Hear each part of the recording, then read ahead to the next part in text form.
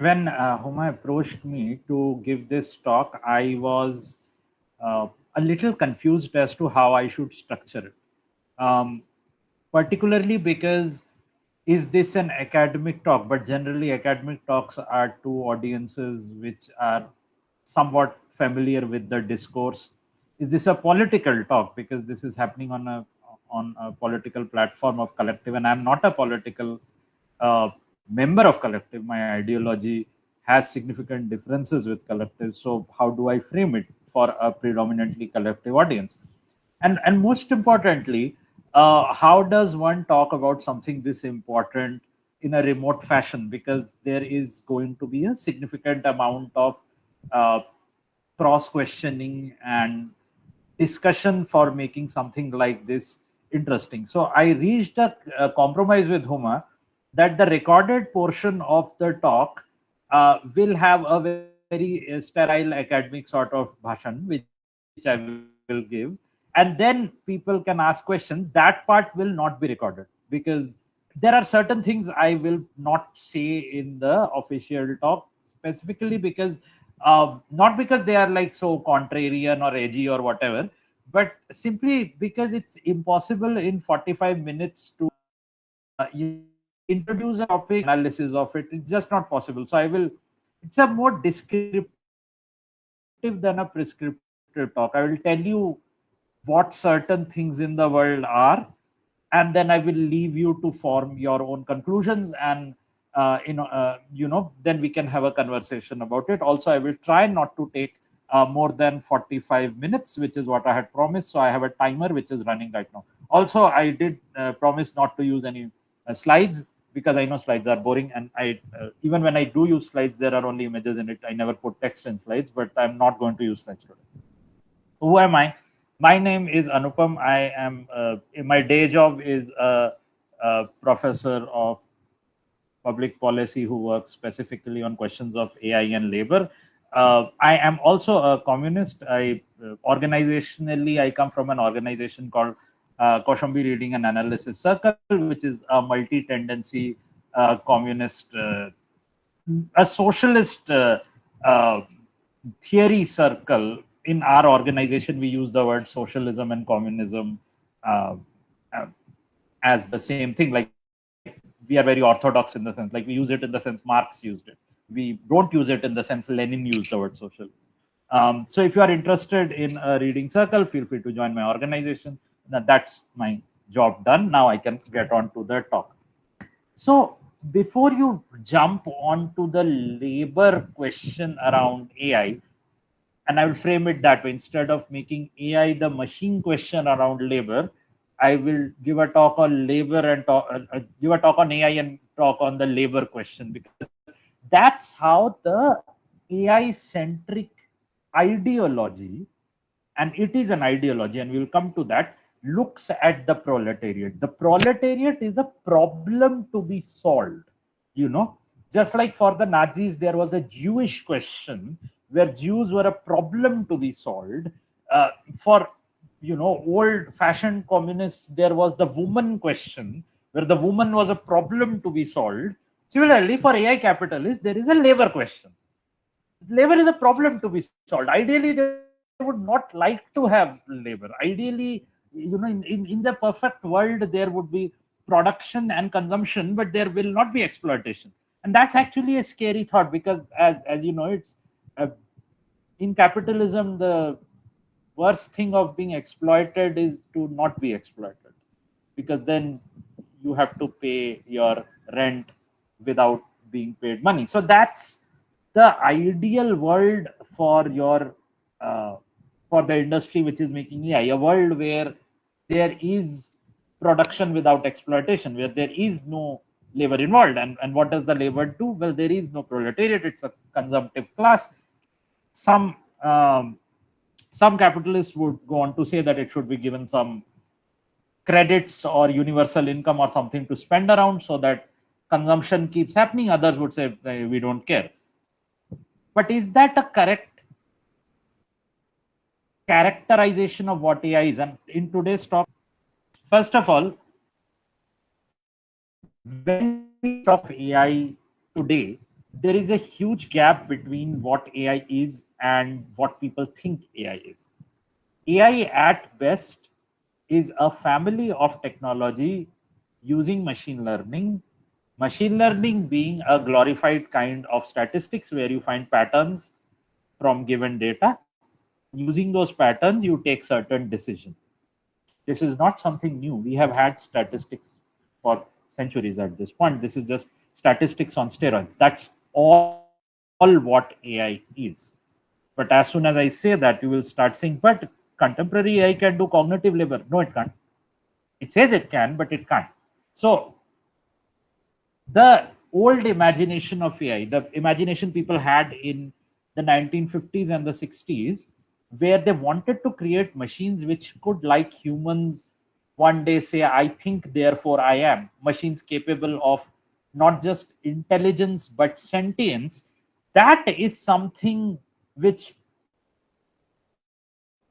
which the scientific community and the industry has pretty much given up on. That is called artificial hard intelligence. Nobody is talking about hard AI anymore. The contemporary debate is between two forms of AI: ANI, artificial narrow intelligence, and AGI, artificial general intelligence. Narrow intelligence represents existent AI technology which can do certain tasks which intelligent beings like humans are able to do. General intelligence refers to a hypothetical AI systems, these don't exist yet, which can do many intelligent tasks and generalize and analogize, like do tasks by analogy across intelligent tasks. This is something contemporary AI tech cannot do. These are the only two categories of AI we are interested in when we are talking politically about AI. Let's not talk about hard intelligence because that is the complete that is a domain of science fiction and is beyond our capacity to politically engage with. What I'm going to claim soon is that general intelligence also is something which should be relegated to science fiction and is not something which is a political question. But this is what would be contestable. This is where the debate lies. All right. So, all right, you now know what AI is in very short, kind of have an idea of what machine learning is. Machine learning is you gather a lot of data, you find patterns from that data, and you take decisions using those patterns. Now, some specific kinds of machine learning has become very famous and topics of cultural and political and general media discourse recently. One of them is something called a language model, or specifically the large language model. In fact, many people talk about LLMs, but they don't know what an LLM stands for, a large language model. So if you want to know what a large language model is, you would like to know what a language model is. In very short, a language model is a statistical model whose job is to predict what the next word is if one word has been used. So the sentence I just said, one word has been used. So if one is given, the model will predict word. If word has been predicted, it will predict has. If has been predicted, it would predict the next one and the next one and the next one. A large language model is a large language model, a large model which does exactly this task. Which means that every LLM you have heard of, whether it is a DeepSeek or ChatGPT 4 or Claude or Llama, they are token predictors. Token is a, a thing we call words within linguistics because linguistics academics are weird and they like to find new words instead of using the good old fashioned word. But it's like finding the next word given the current word, which means chat GPT and ask it stuff, it doesn't know what it's saying. None of them do, which means there is no cognitive labor happening because there is no cognition or reasoning involved. There is statistical prediction of tokens involved. This is a very important point which a lot of people simply do not understand with AI. They think that, good lord, the thing is practically talking with me. Certainly there is cognition involved. There is none. Because there is so much data which has been fed to it, it can very accurately pretend that it knows what it's saying, but all it can do is say. It cannot know. It is not possible for it to know. There is another thing which operates like this. It's a parrot. If you place a parrot in your room and every day talk in your dirty language, if you are from some part of India, soon the parrot will be hurling slurs like the best of you. Does that parrot understand anything it's saying? No, it doesn't. If somebody gets confused and thinks that the parrot knows what it's talking about, they are obviously wrong. Even if that parrot knows every single thing you can say, you will not ask that parrot for political or economic decision making, right? Because you will know it can just say those words. There's nothing happening here. Now, some AI scientists would disagree with this description of LLMs I have given. They would say that true, while LLMs are not AGI, they cannot generalize, they can reason in a specific way, but you have to use the word reasoning not in the sense humans use it, but in a completely different sense, as in they will be able to make an internal plan, that the statistics is so sophisticated that the LLMs would be able to, within their complex mathematics, come up with something which is analogous to how humans reason. First of all, when we use words like reasoning, it is completely justifiable if lay people use those words literally. Like when you claim that this AI technology can reason, a politician will not be wrong if they think that, okay, then it reasons like I reason, and hence I can ask it for advice. But AI scientists often use certain words which are not used in the way humans use them. We call this problem anthropomization. To again, I'm using words which are hard to pronounce, but to make something in a way a human does that thing. This is a big problem because then the rest of society ends up thinking that, oh, this thing is just like us, and it's not. I don't know if you guys follow a rather large Indian YouTuber. I will not take his name, but he made a video on DeepSeek, where he claimed that DeepSeek has something called a chain of thought model, which is faster than ChatGPT's chain of thought model, where it questions itself and then revises its answer, making its answer better, and that DeepSeek can do that much faster than ChatGPT. Hence, it's awesome. Again, not throwing shade at this very successful YouTuber, but it's clear that he's not an AI scientist or has engaged with it, because while yes, something called the chain of thought model exists, it's not what it sounds like. As in, literally speaking, no LLM can question itself and refine its answer and make a better answer and hence do better reasoning, because like I just said, it can't reason. It does something which is analogous to that at a procedural level, but it's a statistical process which has no intelligence behind it, which means there is no chain of thought.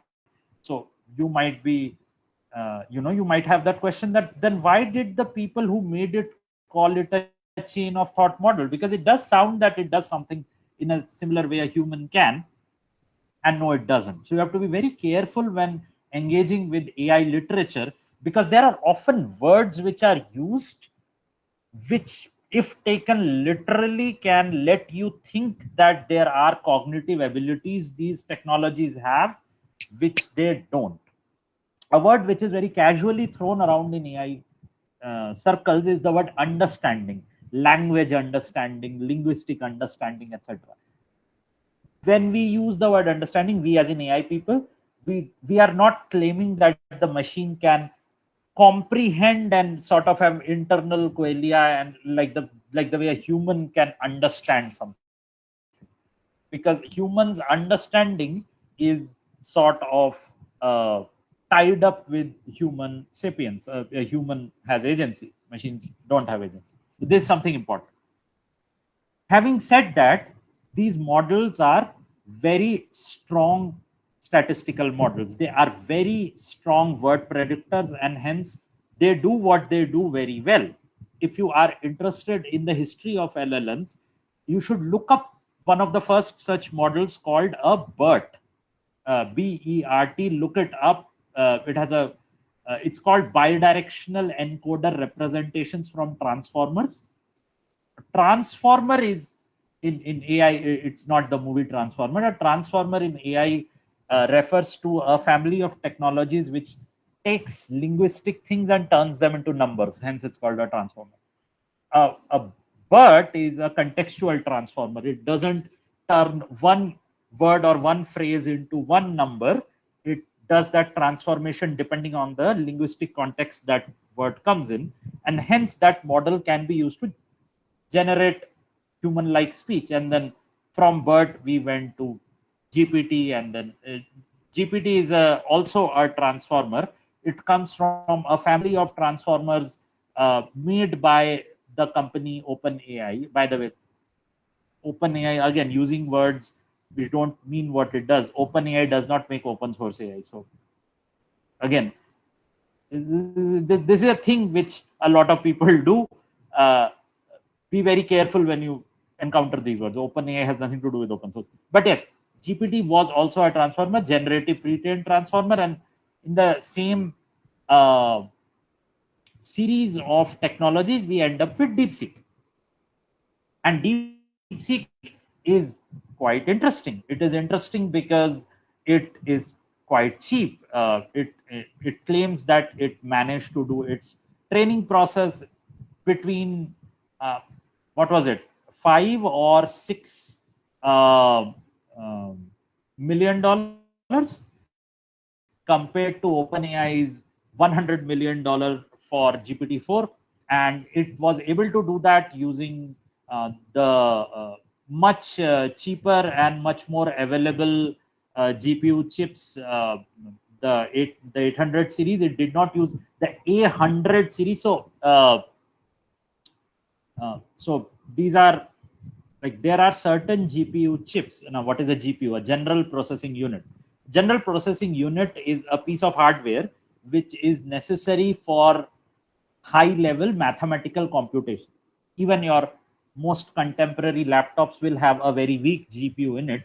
GPUs were developed not to do machine learning research, they were primarily developed to do gaming on your computer.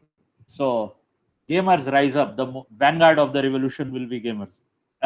Thanks to them, we unfortunately got in this problem when all of our machines are very powerful, and then there are much more powerful GPUs, and then there are really powerful GPUs, and the really powerful ones are the A100s, but China does not have a lot of that, and we'll come to why that is. And so they use some A100s, I believe, and a lot more of these what do you call the H800s. And then there are cheaper GPUs. Like I have 2 GPUs in my office computer. Each of them costs 6 lakh rupees, which can give you an idea of how, like, we'll come to imperialism and all of that. But essentially, there is an issue of geopolitics here. America does not want China to catch up. Okay, which is why they are quite, like, it is rational on their part, trying to limit semiconductor hardware and research to China. But then capitalism has a logic of its own, so China manages to bypass that. And there are other countries, for example, the apartheid state, which is quite nice to China. In fact, 57% of the trade between Israel and China is on semiconductor research. China is one of the biggest supporters of the apartheid state, and the apartheid state is quite happy to give China a lot of stuff it needs when it comes to research, etc. So China manages to get across, because this is a ruthless capitalist inter-imperial fight, and they're not gonna like stop just because they can't get their hands on a few A100s. Also, the point here, which becomes very interesting, is, and which we will come to, because there are two questions we are going to be asked, trying to address today. One of those two questions is, are we seeing something fundamentally different with DeepSeek? As in, is China the way? Is China going to be challenging the imperialist monopoly, etc., of America? And the short answer is no. No. If you are thinking like that, you are extremely naive. We have to understand that we are dealing with a gang of thugs who are all fighting with each other. Uh, we, and by we, I am not positioning myself as an Indian. I'm positioning myself as a member of the toiling masses, have nothing to gain from that fight, unfortunately. I will give you a practical example of that. One of the largest AI industries in China is something called emotion tech. This is fake. This is pseudoscience. You can't look at somebody's face and tell what their emotion is. But China is busy constructing a multi-billion-dollar industry based on this fraud. It doesn't matter whether they know or not know that it is fraud, because most people in the AI industry are very happy to do this kind of research. Like, this kind of research is very popular in all Indian, like large Indian colleges where any kind of AI work is going on. Now you can ask that, so none of these professors ask somebody in psychology or some science that human emotions can they be predicted? Well, probably they didn't, or even if they did, it doesn't work. The point is that it is a very profitable field. I can go into the history of emotion tech and all that, but right now, what is urgent is that this emotion tech, it is used at border stations. So in places like the crossing between West Bank and Israel, this emotion tech is used to find out terrorists. It is also used in the American border. Like, these kind of technologies are then sold to various governments who might not like dissent very much. And China, specifically Huawei, is one of the world's largest exporters of this kind of securitization governmentality. So if you have a lot of hope from China to sort of oppose American imperialism, like, don't. Politically, it's not going to work. So yes, you may see, instead of one pole, you may see multiple poles. You may see multiple nations trying to take down the dominance of the American Silicon Valley, where these tech is coming from. But that doesn't necessarily translate into uh, a space for a liberatory imagination of the tech. Remember, like I just hinted to you, the more computational heavy this tech becomes, the more capital intensification it needs, which means that if you want to play that game, you need to have a lot of money being thrown at you from your large companies and from your state. And you are not going to have the state and the large company nexus of whatever country you live in gathered together for some kind of liberatory imagination of AI. That's just not how capital works.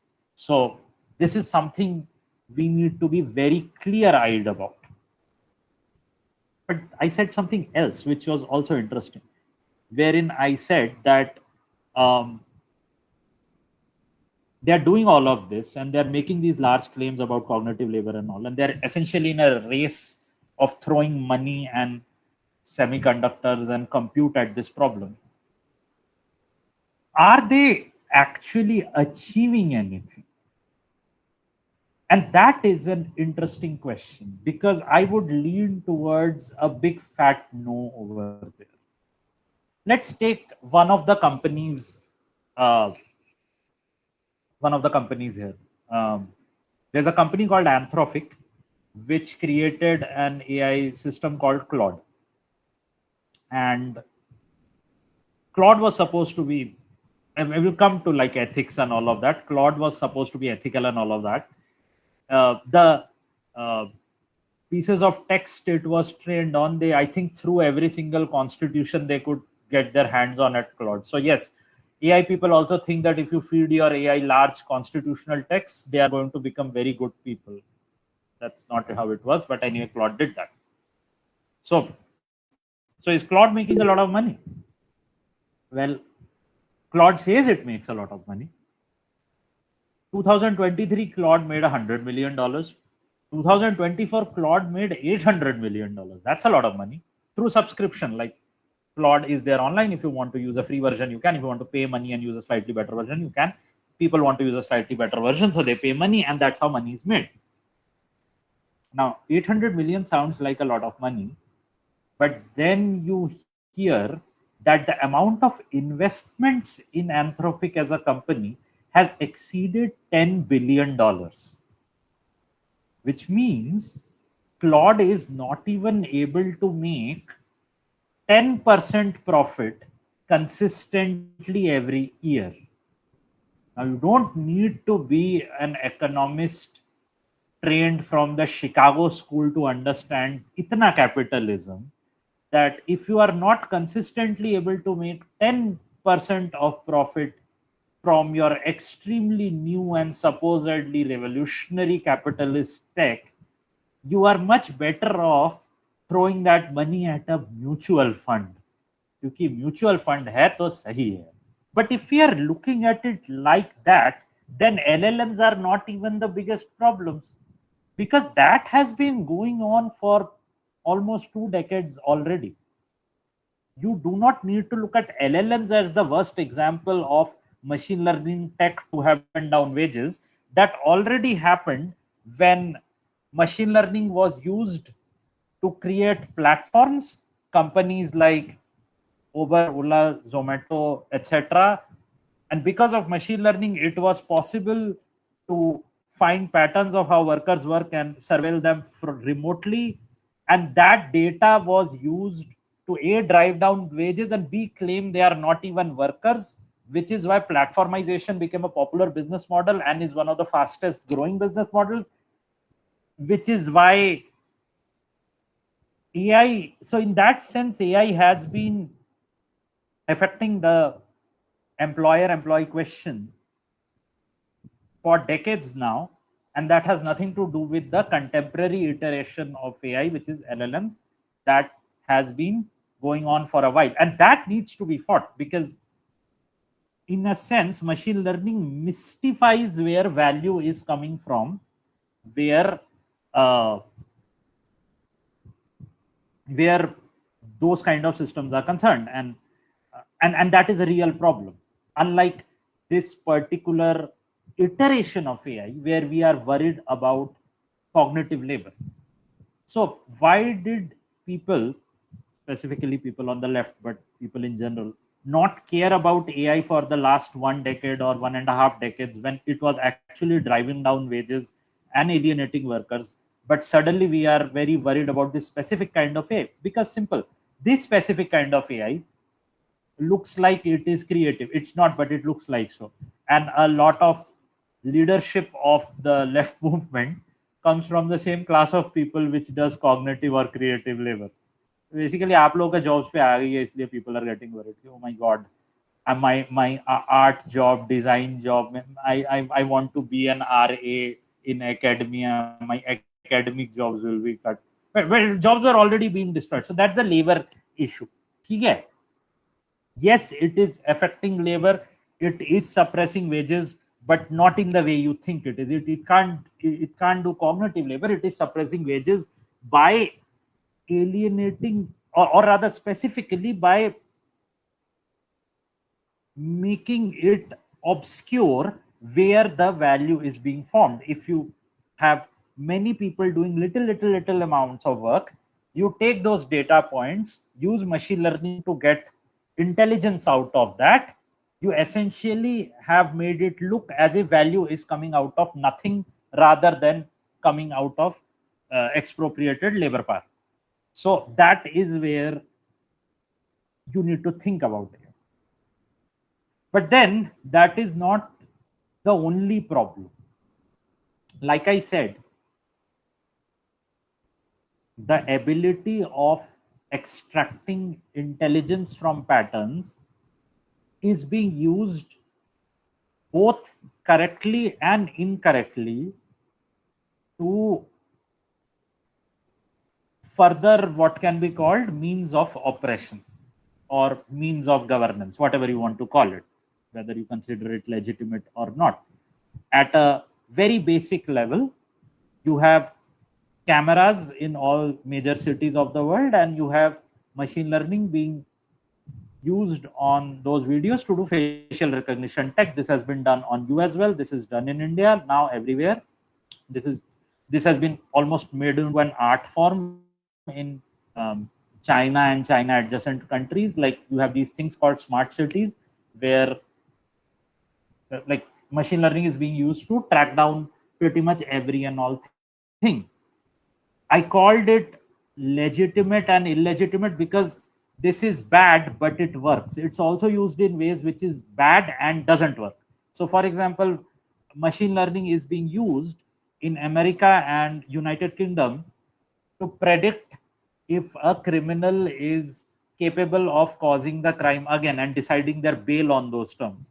Now, this is illegitimate because it doesn't work. Like we have established human emotions, characters, etc., cannot be predicted through external signs. But they still do it, and it's a multi-million-dollar industry. It doesn't work, but they still do it, and they do it because they think it works. And then essentially it is used to oppress a lot of very marginalized people by refusing their bails, etc. And you would have heard this recently in the genocide which is going on, that the apartheid state used AI to decide which houses to bomb. Again, an illegitimate use. It doesn't work because AI cannot predict internal characteristics like how dangerous a enemy combatant is or whatever. But they don't care that it doesn't work because they think that it works, and hence they bomb people. And who cares whether they bombed the correct person or they bombed the incorrect person? Bombing is bombing. So that is a very urgent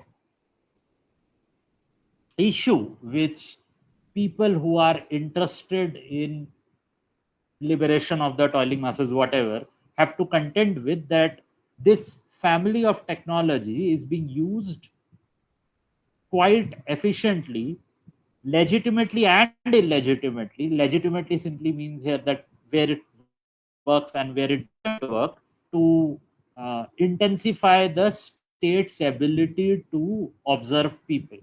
And even when it doesn't work, its existence and arbitrary usage creates enough of a chilling effect. It's like, if you have a camera in your room and that camera does not work, you are still going to keep looking at it because you think that somebody is looking at you, right? So even if AI is not able to do things like emotion tech or tell if you are a dissident or any of those things, it doesn't matter because the person using it thinks it works and the person it's being used on thinks it works. So it has already converted how dissent organizes and operates. So um, there is a whole category of politics around this. There are various camps of people who want to do something about this. Like there are people who think that this is bad and thus we need to use AI ethically. And that doesn't work because nobody knows what ethics is. And companies are very happy to tell everybody they're extremely ethical and then not do anything about it. That's called ethics washing. That is something which is like a modern version of corporate social responsibility, which was very popular in the 1970s when neoliberalization was hitting. Then there is a camp of people who says that these AI ethics people are boring and we should not interfere with how companies work, but companies should try to themselves like have safeguards in their algorithms, and these are called AI safety people, and this doesn't work either. And this doesn't work because, uh, well, why would you want to safeguard a technology which you are selling for money? I mean, at best, you will cynically use that to stop your competition. It's quite interesting that the first AI safety public letter was composed by Elon Musk and friends. Like he was the first signatory on the AI safety manifesto. So yes, Elon Musk has your best interests at heart. Then there is a camp of people who are like, both of you are dumb. You AI ethics people are a bunch of academic idiots who want human rights, and you AI safety people, you are just corporate people. What we really need to do is to have the government decide what is a good use of AI, what's not, and we need to invest money through the government into local companies to make them strong and fight against foreign imperialist whatever. And of course, this is the most popular school of thought in India and China. This is called the AI governance school. I kind of have sympathies for this because I do think that democratic oversight is better than letting the capitalists do whatever they want. But there are limits to liberal democracy and social democracy and all of that, or even the Chinese system, which I called social democracy without the democracy and without the social. बचता गया लाल झंडा, ठीक है, just that. Uh, but even AI governance doesn't work because, as everybody in this crowd knows, the state is not an autonomous agent. It has its very complicated relationship with the people who make all the money. And then there are many such camps of people who all agree something needs to be done, but they can't agree on what needs to be done because none of them are willing to address the elephant in the room, that ultimately this is a, a series, a family of technology whose job it is to mystify the process of exploitation. And hence, till you address the question where profit comes from and what is actually happening between the employee and the employer where AI is used, you can't really govern AI, because if you start to answer that question, you will reach some very unpopular answers like platforms are employers and should not be allowed to work the way they work. And as soon as you say that, your local politician would be, but Uber creates 1 million jobs in my home state. I can't do this, comrade. That's bad. People will lose jobs and will get angry. And hence AI governance becomes a complicated nest of contending ideologies. But there is a fundamental issue here which you should be careful of.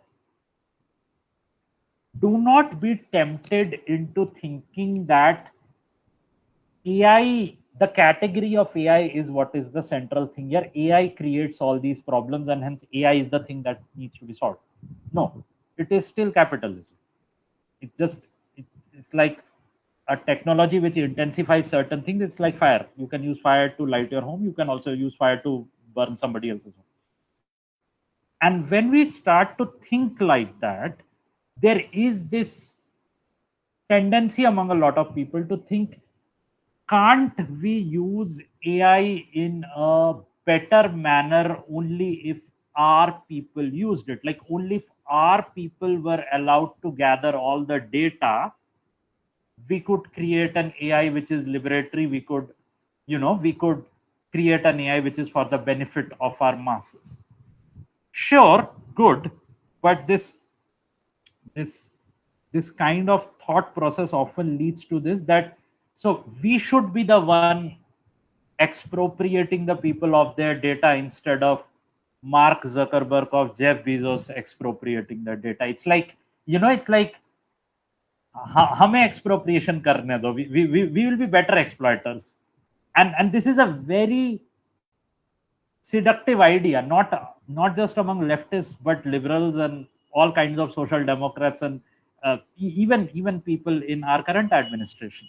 Like there is like this soft alliance between a lot of like left leaning think tanks and our government, because they are like, oh, we should create a, a data commons, which is like a collection of data from the people of our country, and then we should create like locally powerful companies, and that would be good. And And again, that kind of not looks at all the contradictions between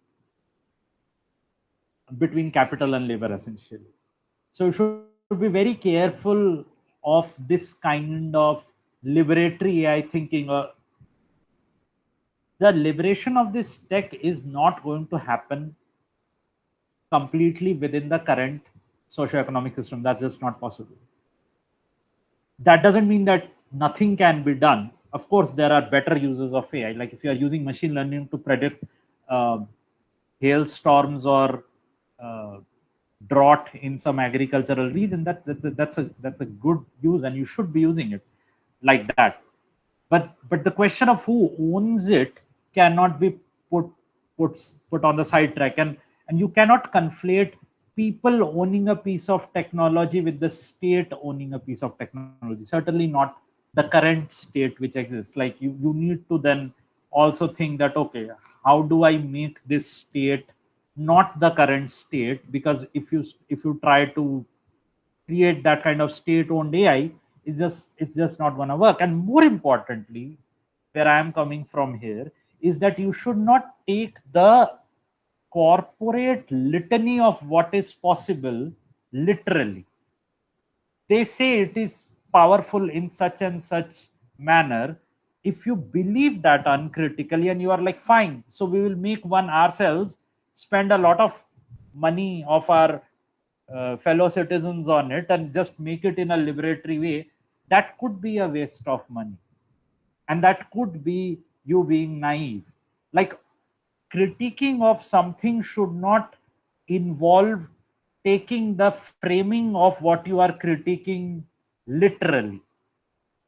If they are saying that these things can do cognitive labor, the correct answer is, oh, then we should have people's cognitive labor being done by people's machine learning with a red flag flying over the local data center. The answer could be, are you for real or is this fraudulent? Because sometimes things are simpler than they appear. I would like you guys to do a bunch of readings, because again this is a talk and I'm not going to be able to explain everything in such a short time period. And we have also uh, like I have 19 seconds left. So there is a phrase which became very popular. This AI scientist Arvind Narayanan came up with it, but a lot of us were talking about it even before he came up with the phrase, which was AI snake oil. Snake oil is like to run, like you present it as a solution to things and it's not. And there is a lot of snake oil in AI. There is a lot of fraud in AI. So, and that fraud is intimately tied up with this section of capital. Essentially, that fraud is at a very macro level. What is going on is that there is a lot of smoke and mirrors, and surplus value is being distributed in a particular way. Surplus value is being distributed, not intensified or created at a macro level. That is my reading of this economy. And a lot of money is being poured to hide the fact that there is a crisis of productivity. So, yes, can a different future exist? Sure, but that different future will have to be political. It can't just be a new way of using an existing technology. You can't have 100 liberated AI scientists creating the next DeepSeek, because even to do that, they would A, need the resources which they will not be able to attain themselves and hence would need state funding. B, would need to participate in an economy, large parts of which are quite exploitative. On that note, I will end this very short and rambly talk. There were aspects to this talk I wish I had the time to go into detail. And this was more as a provocation, more to make you think and read certain things, because a lot of these things I cannot explain unless I have a lot more time.